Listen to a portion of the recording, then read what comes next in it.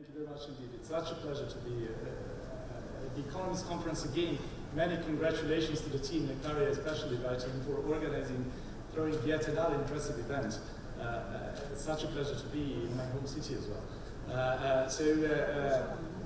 Where to start? I mean, I can't be more in agreement with Daniela and Claudia in what they said about it. So I will not repeat that. I mean, we did a bunch of studies, intrinsic diagnostics of major obstacles for the development of the private sector in Serbia, and indeed, governance, corruption, and rule of law comes as the first one. In terms of the policy recommendations, the things we've heard here, right? We may have some slight differences. So let me try to add up something new on the table, at least this introductory remark. But first, let me just try to say something about my current institution dedication to Serbia. EBRD is very active in Serbia. Over the past 20 years, we had 4.8 billion euros of investment. Our current portfolio is 2.1 billion euros. We have 96 projects, and in this year so far, we dispersed 213 million euros of the new loans. We invest in a range of sectors, infrastructure indeed, 40% of our investments, 20% comes in energy, with the first panel, 20% financial sector, and 20% manufacturing, commerce, and agribusiness. So we are very dedicated and follow closely what happens in Serbia. Serbia is our shareholder, but we follow closely what happens in the Western Balkans as well.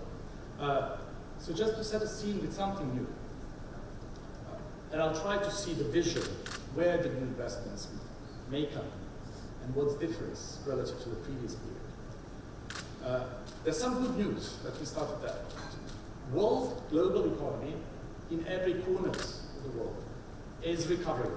Throughout the crisis with emerging markets, Argentina, Turkey, so on, but mostly world is recovering. That's a good news. Funding started coming throughout the world. We've heard in Serbia as well, record FDIs. That's a good news. Funding cost might go up a bit because interest rates will not stay as low as they were over the past 10 years. But what is the consequence? One of the consequences is we may see a change in the character of investments.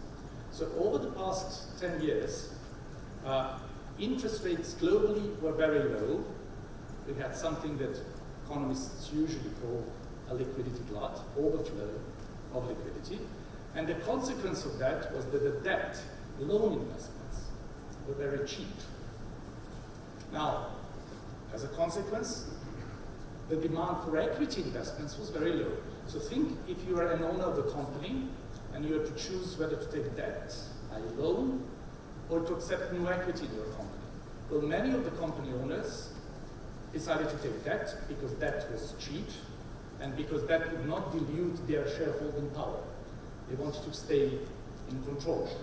So globally, what we have after this 10 years of low interest rate is over-leveraged companies that took many loans.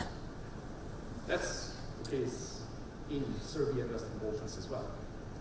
But there is one big consequence of that. Yes, equity dilutes ownership, but it brings good things in terms of improvements in corporate governance.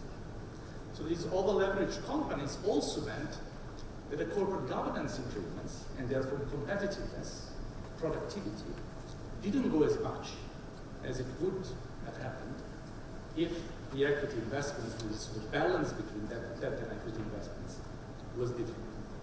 What we expect to happen, and it's already happening, with world recovering, with global interest rates going up, that will become more expensive, and the demand of equity will also go up. So we expect more corporates in the EBRD region, but also in Western Balkans, being interested to take on equity rather than just borrow.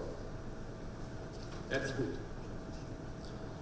The second thing I'd like to focus is what kind of equity will come to a particular country, and that depends on all these business environment circumstances, will determine the long-term growth. So what's important? Serbia and Western Balkans are fortunate because money can come from different sources. It can come from the US, European Union, that's a traditional source of foreign direct investments. It can come from China, increasingly interested, it can come from Gulf, and so on. even within these countries, there are investors with different corporate governance practices. Some bring more improvements in corporate governance, some bring less improvements. So equity investments differ in that terms. The more we attract investments that bring more corporate governance improvements, the longer lasting effect of these investments on growth will be. Second thing, skills improvements. My colleague Birgit Tabak mentioned how important is that. Think about what can drive growth in Western Balkans region. It won't be population growth. Population is, if anything, decreasing. The convergence with the European Union as well won't necessarily drive population growth. Croatia joined EU in 2014. The emigration from Croatia to the EU jumped from 6,000 to 27,000 in a year. So the retaining population and population growth is not going to be the major driver of growth. It will have to be productivity, which is still very low. And how will that productivity come? Well, through innovation. We had a colleague here from the Institute of Physics who keep saying that. Innovation, indeed, is a very important thing. And when we speak about innovation, it's not something which is new to the world. Space shuttles. It can be something which is not even new to the country. It can be new to the firm. Not even a product. It can be marketing, process, anything. But the issue here is how to ensure good funding for innovation. Serbian and Western Balkans financial systems are very much bank-centric. Banks are not good in funding innovation. Banks fund against collateral and history. Innovative firms either don't have history with their startups, or even if they are more mature firms, investment in innovation is intangible. It's not collateralizable. Banks here ask buildings for collateral. Then don't collateralize cash flows, some future cash flows. So it's indeed, again, the answer is equity, but some types of equity, venture capital, private equity. But also the answer is, can we think how banks can adjust to the new model a bit more? And finally, one thing, the final point I'd like to put out, if we're speaking about vision, is there is a tremendous technological improvement out there. We still don't see that spilling over in global rise in productivity.